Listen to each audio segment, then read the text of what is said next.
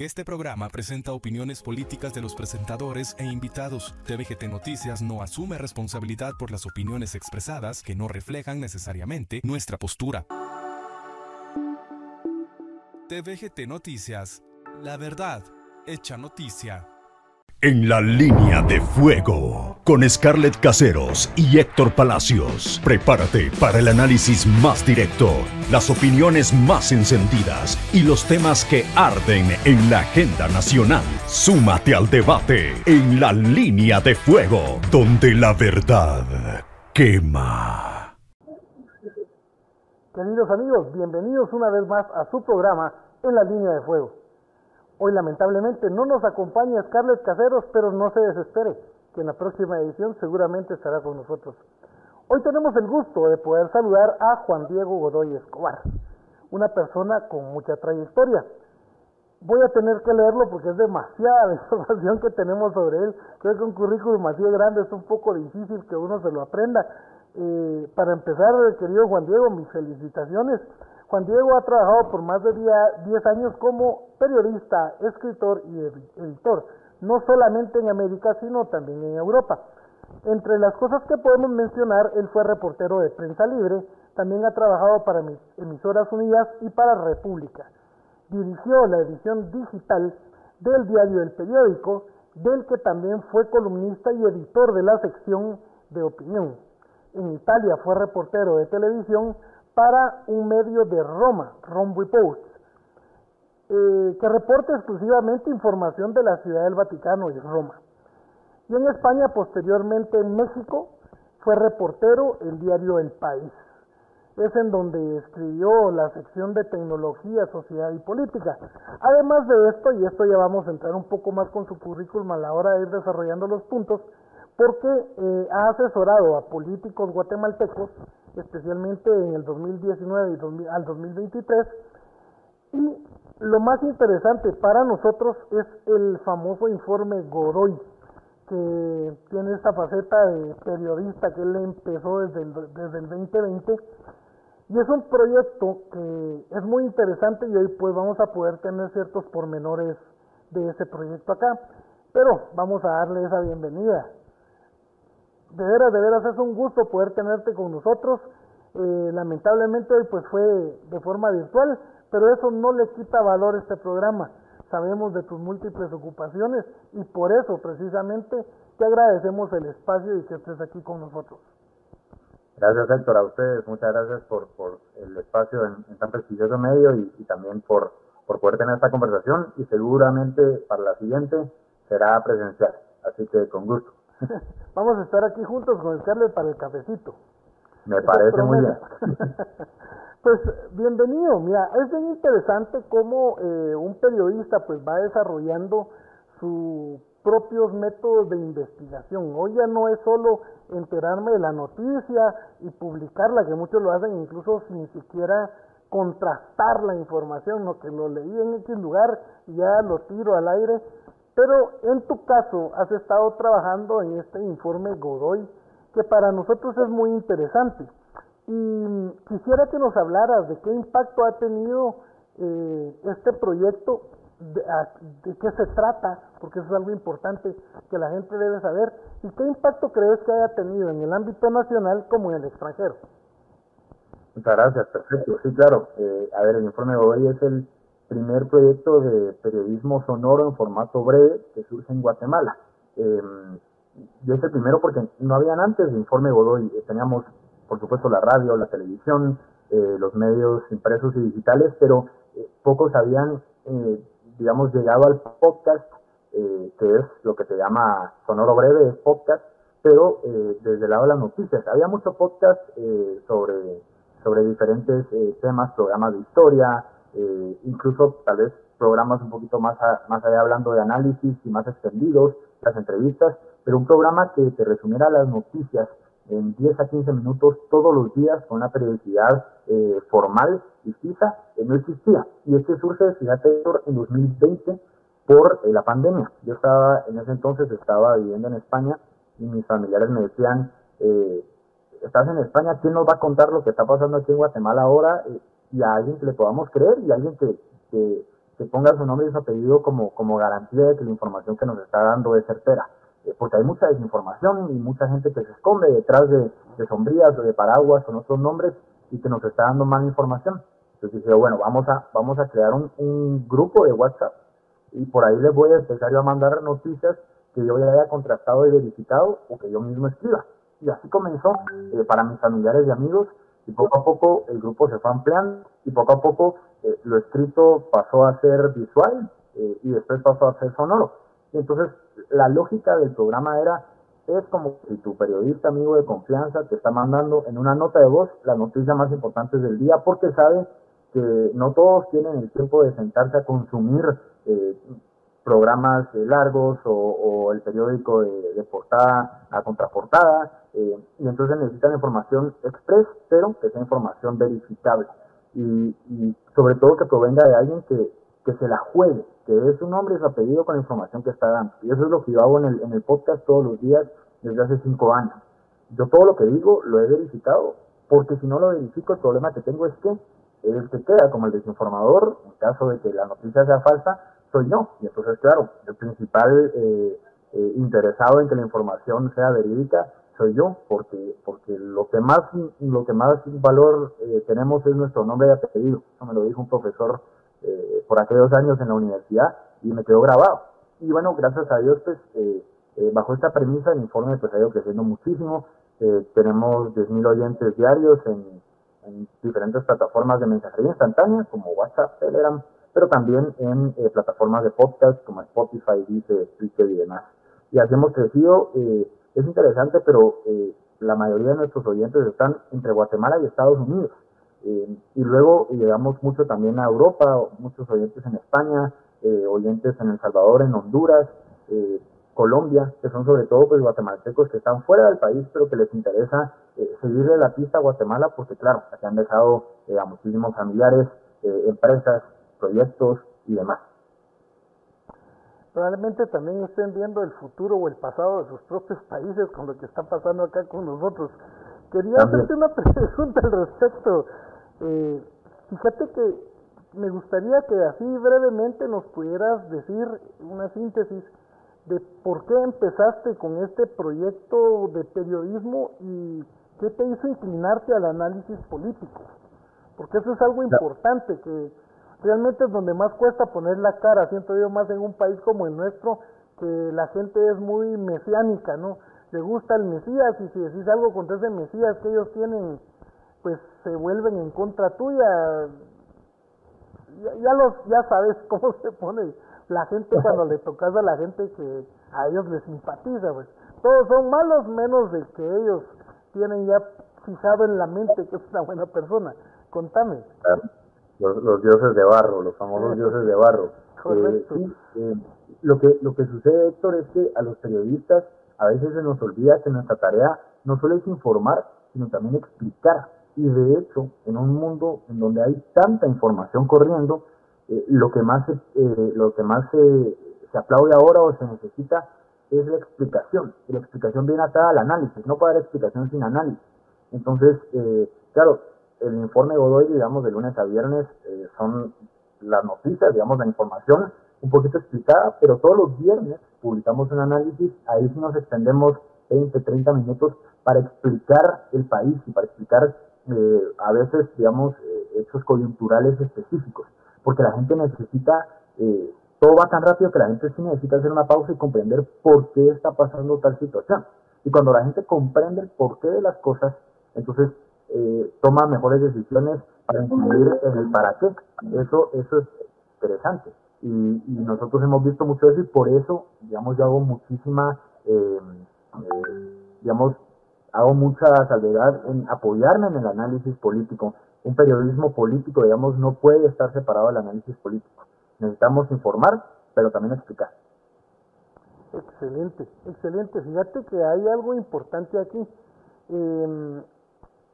Las plataformas en las cuales estamos manifestándonos hoy día nos traen ciertos desafíos.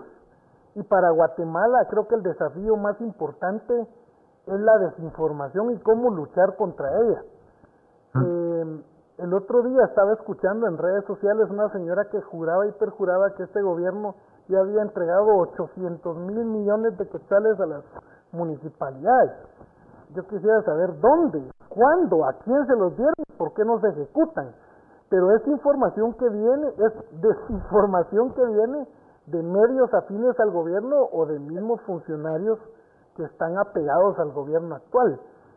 ¿Cómo ves ese escollo que tenemos que librar de la desinformación? Que lo que mencionamos antes, al ser sus mesías, pues realmente no se atreven ni a dudar, mucho menos a buscar información para ver si es cierto lo que ellos están desinformando. Totalmente, yo creo que esto viene muy atado, Héctor, a que lastimosamente muchos periodistas han optado por la vía de prefiero caerte bien y decirte algunas mentiras por caerte bien que caerte mal aunque te diga la verdad. Y ese es el gran problema, porque nosotros como periodistas vamos a decir la verdad, independientemente si el gobierno de turno me simpatiza o no, si a la persona que le tenga que decir la verdad la voy a tener que dejar, digamos, exponer al público como una gran mentirosa, pero porque nuestra labor no es caerle bien a la gente.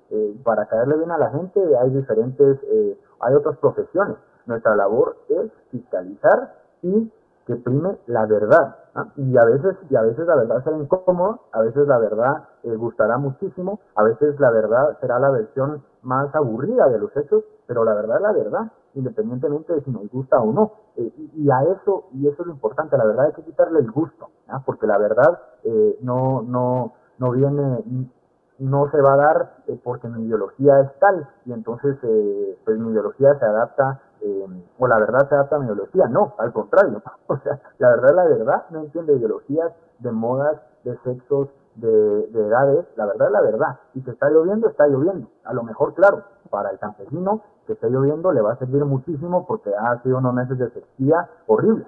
Y a lo mejor al citadino que esté lloviendo le va a arruinar el día porque el tráfico va a empeorar y porque a lo mejor va a ir a alguno de los conciertos programados y se va a mojar.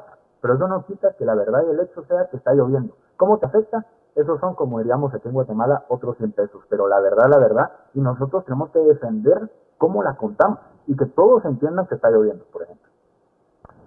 Mira, demostrado incluso hasta ubicados bots y net centers que están generando información. ¿Cómo ves el impacto que esto ha generado, sobre todo cuando hablamos del desempeño del actual presidente de la República, de Bernardo Arévalo? A ver, los bots y los net centers, las granjas de net centers, no son nada nuevo. De hecho, no sé si te recordás, Héctor, que durante el tiempo de Otto Pérez Molina sale la noticia de cómo la fiscalía llega a una granja de bots. Era un piso en un edificio en donde tenían celulares, computadoras conectadas, y eran obviamente cuentas falsas, digamos, apoyando al gobierno en ciertas situaciones o desacreditando a los opositores. Esto siempre ha existido. Durante el pasado gobierno de Alejandro Yamatei, por ejemplo, un informe de la OEA publica cómo durante las elecciones el gobierno implementa una maquinaria, por ejemplo, para contrarrestar narrativas electorales en contra de, digamos, el candidato oficialista. Así que te pongo estos dos ejemplos, pero ha pasado siempre. No tengo ahora mismo ninguna pesquisa de una fiscalía o un informe específico que me hagan caer en cuenta y poder decir con toda certeza que este gobierno actual tiene una granja de bots y net centers, pero la práctica, digamos, de anteriores gobiernos y además, digamos, las modas tecnológicas de hoy en día me harían sospechar que es muy probable que puedan existir, sobre todo viendo comportamientos en redes sociales. Ahora, no lo puedo afirmar porque no tengo ninguna prueba fehaciente con la que te pueda decir si Héctor es esto y aquí está, pero tampoco puedo negarlo. Por ende, yo creo que es un buen tema para una línea de investigación que podríamos hacer. Si en este gobierno existen esas granjas de bots, si sí existen, pues corroboraría una teoría de granjas de bots que vienen existiendo desde siempre, que es un negocio redondo, y si no existe, también sería interesante saber el por qué. Claro que sería una anomalía muy buena, pero habría que investigarlo. Lo que yo sí te digo es, las granjas existen. Al servicio de quienes estén, no lo sabemos, como te digo, pero existen. Ok, perfecto. Fíjate que dentro del liderazgo en los ministerios, o la falta del mismo liderazgo, podemos decir, se habla de una realidad que impacta de manera negativa a los guatemaltecos. ¿Cuál crees que es el panorama para los próximos 2 años? Sobre todo viendo aquellos ministerios que de verdad han dejado caer su trabajo y han trapeado el suelo con sus deberes y obligaciones, como pudiera ser el Ministerio de Gobernación, por ejemplo, que es el que más se me viene a la mente. En los últimos días hemos visto no solamente el aumento en la criminalidad común, el aumento en los secuestros, desapariciones de personas jóvenes, sino que sobre todo en los ataques armados con una planificación, te podría decir que casi milimétrica. O sea, sabemos que hoy día hay personas planificando atentados en Guatemala de una forma demasiado exacta. Es una persona que tiene mucha experiencia en esto, como fue el ataque al exdiputado, el alcalde a la hermana de un diputado, el ataque a un excandidato a alcalde, que vemos que tienen incluso una sincronización magnífica. Yo incluso no sabía que dentro de la idiosincrasia del guatemalteco estuviera a llegar a tales niveles de exactitud en cualquier tarea, y poner el nombre que querrás. ¿Qué opinas de esto? Sí, es un gran problema, Héctor, y yo te diría que por eso creo que hemos hecho bien en llamarle a las cosas por su nombre, y lo que vemos ahora son actos de terror llevados a cabo por verdaderos terroristas, porque eso es lo que son, ¿no? Y creo que si llamamos a los criminales por su nombre y a las cosas por su nombre, podemos combatirlas de manera más eficiente. Entonces, claro, lo que vemos es que Guatemala está embebida en actos de terrorismo todos los días, y es una gran crisis. Claro, es una crisis que también, digamos, responde a una crisis de liderazgos. Lastimosamente no solo ha pasado en este gobierno, pero digamos que como estamos en 2025 hablaremos de ello. Es una lástima y una gran pena que en los ministerios roten tanto los liderazgos y las cabezas.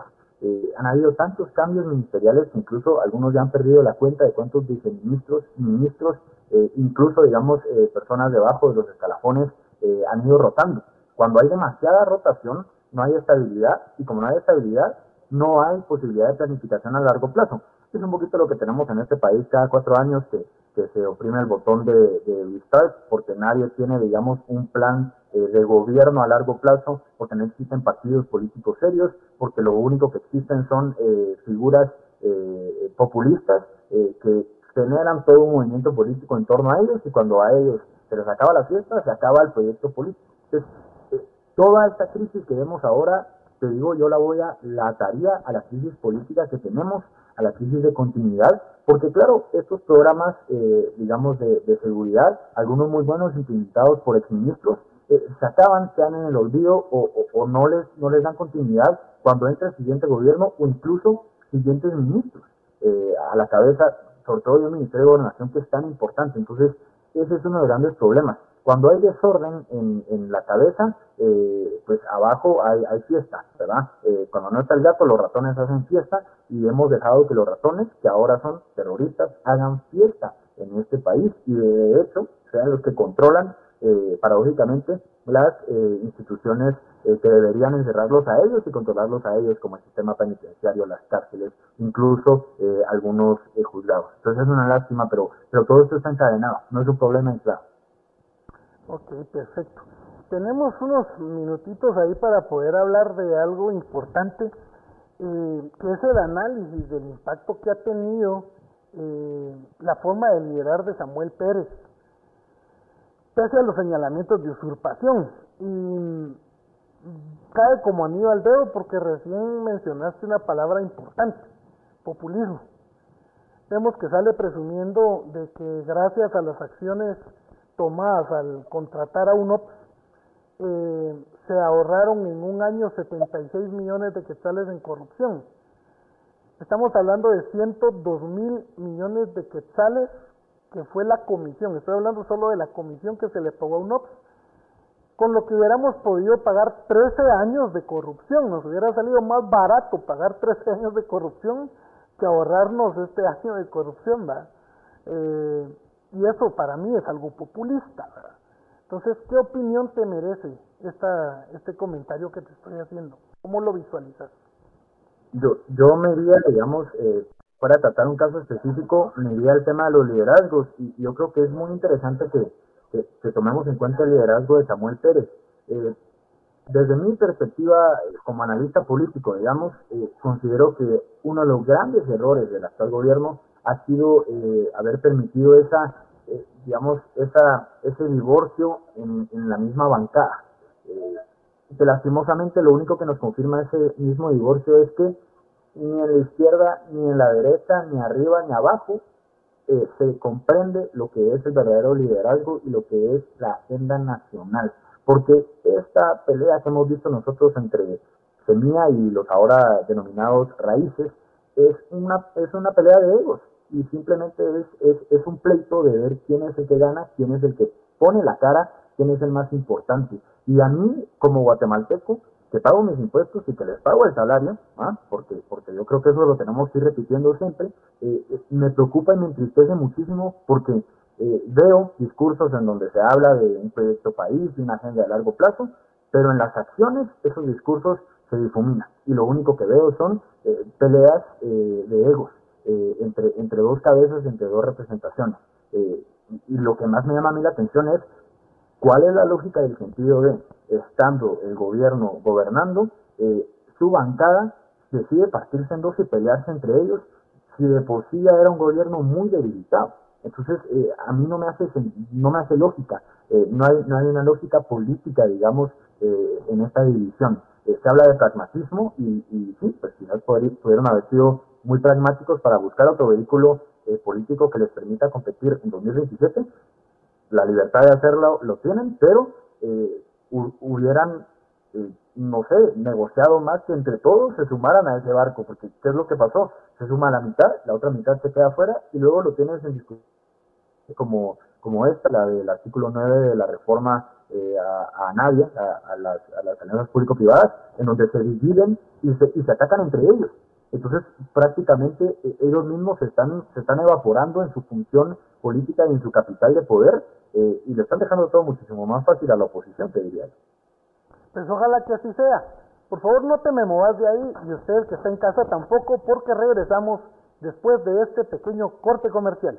En la línea de fuego, con Scarlett Caseros y Héctor Palacios. Prepárate para el análisis más directo, las opiniones más encendidas y los temas que arden en la agenda nacional. Súmate al debate en la línea de fuego, donde la verdad quema. Este programa presenta opiniones políticas de los presentadores e invitados. TVGT Noticias no asume responsabilidad por las opiniones expresadas, que no reflejan necesariamente nuestra postura. TVGT Noticias, la verdad hecha noticia. En la línea de fuego, con Scarlett Caseros y Héctor Palacios. Prepárate para el análisis más directo, las opiniones más encendidas y los temas que arden en la agenda nacional. Súmate al debate en la línea de fuego, donde la verdad quema. Bienvenidos de nuevo, gracias por esperar allí pacientemente a que volvamos con su programa En la Línea de Fuego. El día de hoy pues tenemos como invitado a Juan Diego Godoy Escobar, quien es un excelente analista y ha trabajado en diferentes ramas del periodismo, de la edición, y el día de hoy pues nos acompaña con interesantes opiniones, muy bien fundamentadas, por supuesto. Hay un nombramiento de un exsecretario de Comunicaciones de la Presidencia que ahora viaja hacia el Vaticano, no sé si en busca de inmunidad, de impunidad diplomática o no sé, pero me gustaría saber cuál es tu opinión. Y también me gustaría que me dijeras en breves palabras qué opinión te da como comunicador, porque creo que esa es una de las cosas que más le podemos achacar. Totalmente, Héctor. A ver, partiendo la respuesta en dos. Primero, con todo el respeto que se merece la hora de exsecretario y también mismo presidente de la República, considero que ha sido una decisión lamentable. ¿Por qué? Porque es una decisión que no escapa de otras narrativas y de otras decisiones que han tomado otras figuras de autoridad, en donde los nombramientos se dan por consentir a una persona o por premiar alguna lealtad, y no necesariamente por la meritocracia que debería encarnar ese nombramiento. Yo me pongo a pensar que un embajador de Guatemala en cualquier parte del mundo debería ser una persona de carrera que represente al país, porque si no nos tomamos en serio esa posición, no nos estamos tomando en serio el país. El embajador es una persona que representa a Guatemala ahí donde está. Y no estoy diciendo que esta persona que ha sido nombrada, el secretario Palomo, no tenga la capacidad. Honestamente no lo conozco, pero honestamente si reviso la hoja de vida, no ha sido embajador, no ha tenido una carrera diplomática, y a lo que va es a una carrera diplomática. Yo te lo voy a decir de mi parte. A mí, si mañana me nombran director del Hospital Roosevelt, por más honorable que sea ese puesto, yo no puedo aceptarlo, porque no soy médico, porque no sé cómo funciona un hospital, y porque simple y sencillamente sé que no tengo los méritos para poder llegar a ese puesto. Porque yo soy periodista, analista político, escritor y comunicólogo. En esas áreas sí me sé defender, y ahí lucharé por alcanzar buenos puestos, pero no en las demás. Entonces, a mí me da mucha sospecha ese nombramiento. Te soy muy honesto y queriendo hablar con todo el respeto de las partes, pero me da muchísima sospecha ese nombramiento. Y luego te digo, insisto en el tema de ser embajador de carrera. ¿Cuántos grandes embajadores o diplomáticos tenemos ahí con muchísimos años de experiencia que podrían ejecutar una gran labor allá en el Vaticano, ¿no? Seguro hay muchísimos. Llora sangre, quizás podríamos ir a preguntar al Ministerio de Relaciones Exteriores, y estoy seguro que tendrán un gran listado de personajes. Entonces, ¿por qué atropellar la meritocracia con premios en favor de las lealtades? Y de nuevo, no es porque he escuchado a muchas personas que critican a los que criticamos el nombramiento y dicen resentidos, ustedes también quisieran estar en el Vaticano. No, es que no es eso, es que es el respeto a la labor que se va a hacer y el respeto a la meritocracia, porque si no respetamos la meritocracia y no respetamos a Guatemala en otras instituciones, paremos de contar, y entonces que se nombra a cualquiera, al primo, al tío, a la hermana, a la suegra, al que sea en los puestos, porque me cae muy bien, y yo creo que eso no es liderar un país. Sé que estás muy apretado de tiempo y que tu tiempo es corto. Solo quisiera un pequeño comentario sobre lo que pasó con esa generación Z que fue a manifestarse el fin de semana anterior en Ciudad de México, y sabemos que esta próxima manifestación incluso va a tener militares dentro de la manifestación. ¿Qué opinas al respecto para poder cerrar contigo? Claro, gracias, Héctor.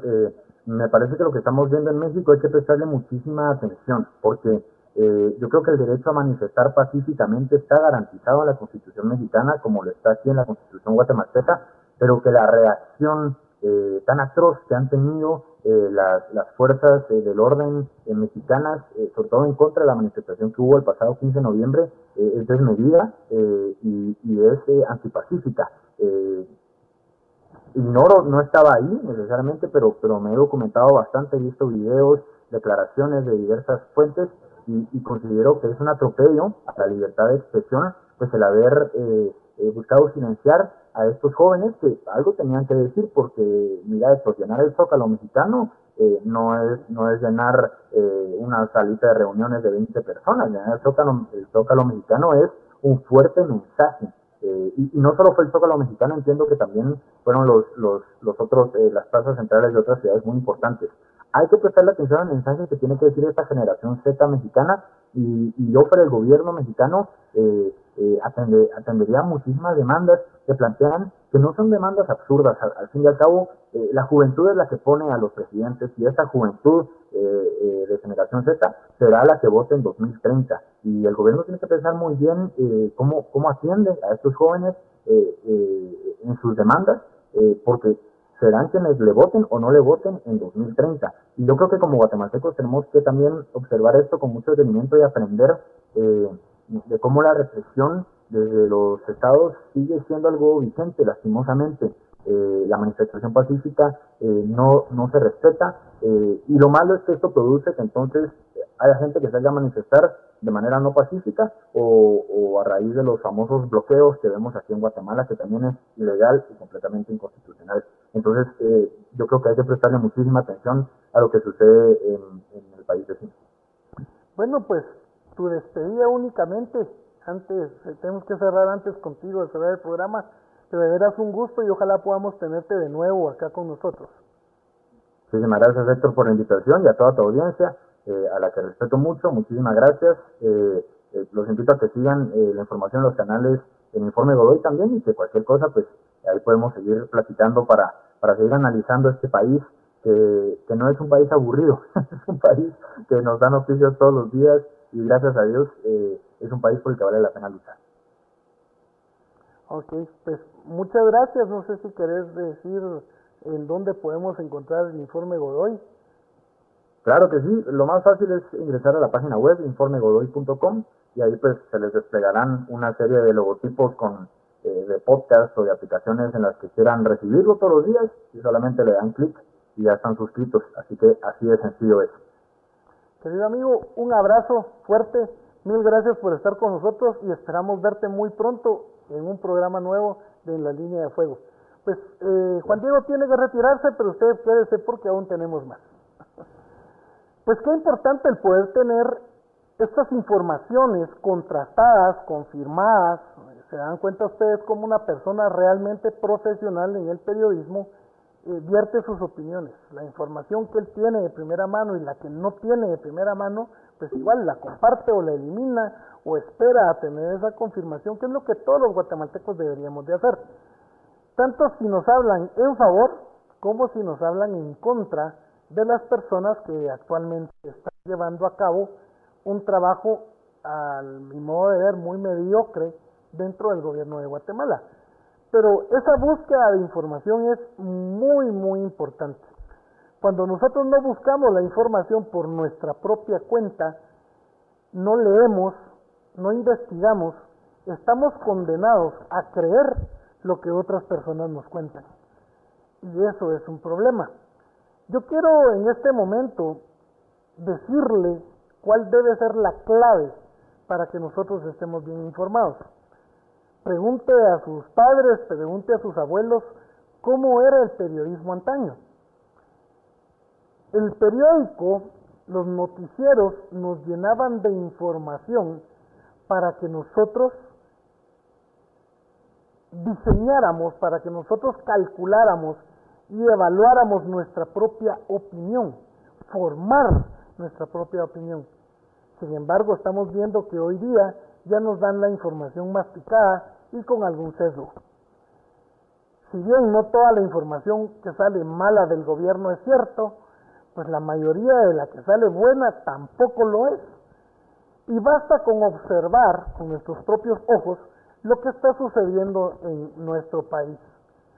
Un ejemplo que ponía yo muy palpable es una carretera que yo, por lo menos desde que fue construida, nunca jamás la había visto en mal estado.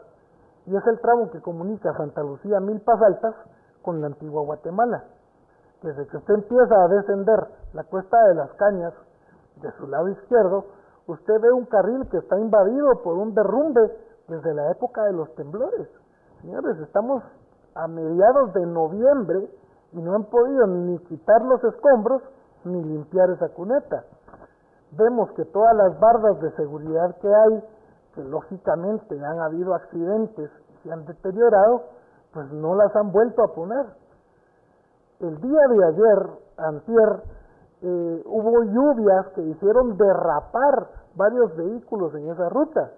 Cuando usted viene subiendo hay cunetas de las cuales se desborda el agua por la falta de mantenimiento y ahora le pusieron costales alrededor. No he visto jamás en la vida esa carretera en tan mal estado, y es porque es una carretera económicamente importante, así como lo fue en su momento la carretera Palín-Escuintla, que sabemos que un bache ahí no dejaba transitar ni los productos que iban a salir por el puerto ni los que entraban, no digamos a las personas que tenían que trasladarse para hacer trabajos importantes y mantener la economía del país activa. Una economía que hoy por hoy pues se ve en decadencia, y que gracias, oiga bien lo que le voy a decir, gracias únicamente a que tenemos un pueblo exageradamente trabajador. De hecho, en América Latina tenemos el mejor promedio de trabajo en personas de edad joven. Estamos hablando de que personas de entre 21 y 22 años en Guatemala ya trabajan, ya se incorporan al mercado laboral. Y esas personas están generando plata que no vemos en ningún lado. Plata que vemos que cómo se gasta hoy por hoy en los supermercados con los precios duplicados a lo que eran los precios de hace 2, 3 años. Recuerde usted antes de los bloqueos, ¿cuánto le costaba un litro de leche? 9 quetzales, hoy cuesta 17. ¿Cuánto le costaba a usted una libra de jamón? 19 quetzales, hoy le cuesta 32.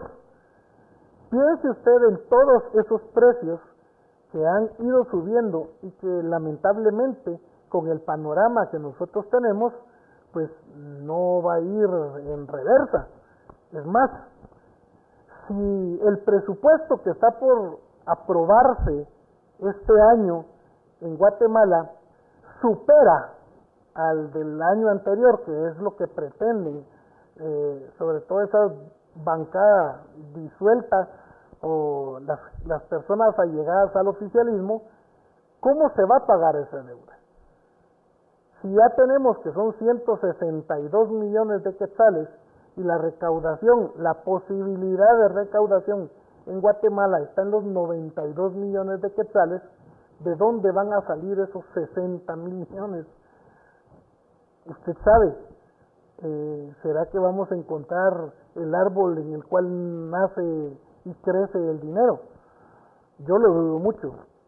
Entonces, ¿con qué se va a financiar esto? Con deuda. Si ya del presupuesto anterior, ¿qué va a pasar con la deuda del próximo presupuesto? ¿Cuántas generaciones se están comprometiendo de guatemaltecos que gracias a Dios son trabajadores, pero no se puede abusar de ellos? Pensemos en esas personas que tienen la necesidad y la visión de querer tener algo propio en su futuro. Hablemos de vehículos, hablemos de propiedades, hablemos de una vida, de una buena educación. ¿Con qué la van a pagar si desde ya les estamos generando una deuda en este país? En este bello país que el gobierno actual tomó y que pareciera que no vamos hacia ningún lado. ¿Será que deberíamos de seguir más bien el ejemplo de los mexicanos, de unirnos todos y manifestarnos en contra de lo que creemos que está incorrecto? O dígame una cosa, ¿cómo se siente usted transitando en las calles de Guatemala? ¿Se siente seguro? ¿Siente usted que le están dando los servicios por los cuales usted está pagando? Muchas personas de las que nos ven incluso no sienten ninguna simpatía, incluso algunos sienten aberración por el general José Efraín Ríos Montt.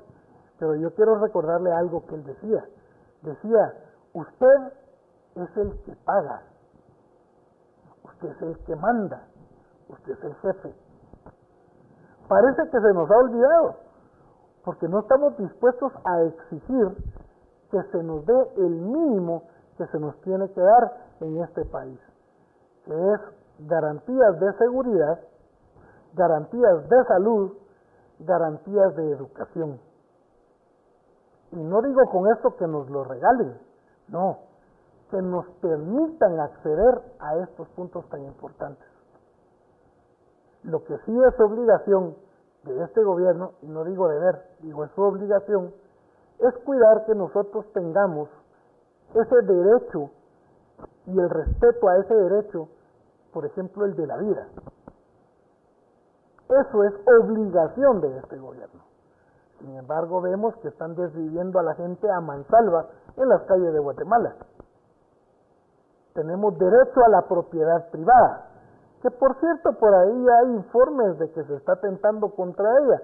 Claro, las cosas no son nada nuevo, pero a los niveles que se está viendo hoy día. Entonces, pensemos un momento, pensemos un momento, ¿por qué seguimos votando por personas que no nos traen soluciones, sino más problemas? Y para cerrar mi comentario, quiero hacer alocución a algo que escuché decir a un gran pensador de verdad, que es parte de la nueva derecha en el mundo, que nos hablaba sobre qué es lo que se necesita en los países. ¿Se necesitan empresarios o se necesitan políticos? Y el análisis que hacía este caballero que hago mención, que es Agustín Laje, es: ¿por qué Estados Unidos es tan próspero? Porque tiene muchos empresarios. ¿Por qué es tan próspero Israel? Porque tiene muchos empresarios. Igual pasa con Corea. Al tener muchos empresarios se vuelve próspero. ¿Cómo un país comunista se ha vuelto próspero de cierta manera como pudiera ser China? Porque a pesar de sus ideales mal enfocados, igual tienen muchos empresarios. Claro, combinados con el gobierno, que eso no debería ser lo ideal, pero han logrado salir de la pobreza extrema y ahora pues viven en una comodidad relativa a pesar de las prohibiciones con las que viven, la falta de ciertas libertades. Pero enfoquémonos en que los empresarios les han hecho salir adelante. Pero ¿qué pasa con Cuba? Cuba tiene políticos, tiene un parlamento, pero no tiene empresarios. ¿Qué pasa con Venezuela? Cuando tuvo empresarios, era un país muy pujante, la economía número 1 de América Latina en un momento. ¿Qué pasa hoy día? Hoy ya no tiene empresarios, pero sí tiene políticos. También tiene un parlamento único, un parlamento. ¿Qué pasa con Corea del Sur? ¿Por qué no despega la economía en Corea del Sur? Porque tampoco tiene empresarios, pero sí tiene políticos. Es hora que como guatemaltecos nos demos cuenta, no necesitamos más políticos, necesitamos más empresarios. Así que cuando vea usted un guatemalteco que quiere emprender, apóyelo. Si usted tiene un amigo que acaba de empezar su empresa, vaya, cómprele, haga uso de sus productos o servicios. No nos quedemos como guatemaltecos simplemente esperando a que las cosas caigan del cielo, porque eso no va a pasar. Hay que emprender. Y entre las empresas que debemos tener, debemos emprender con un verdadero criterio a juzgar a este gobierno y a pedirle que trabaje por nosotros. Si usted vive en el interior de la República, ¿qué está esperando para venirle a pedir a su diputado, a exigirle que mejore la educación en su departamento, en su municipio? Esa es la obligación que estas personas tienen. Así que, si usted ve políticos desobligados, déles un empujoncito, porque ellos están en este momento devengando un sueldo que usted y yo pagamos. Tenemos el derecho de exigirles. Bueno, yo quiero hacerles una invitación para el próximo programa en el cual vamos a estar hablando de temas siempre interesantes. Que esté usted muy bien y nos vemos pronto en su programa En la Línea de Fuego. Hasta siempre.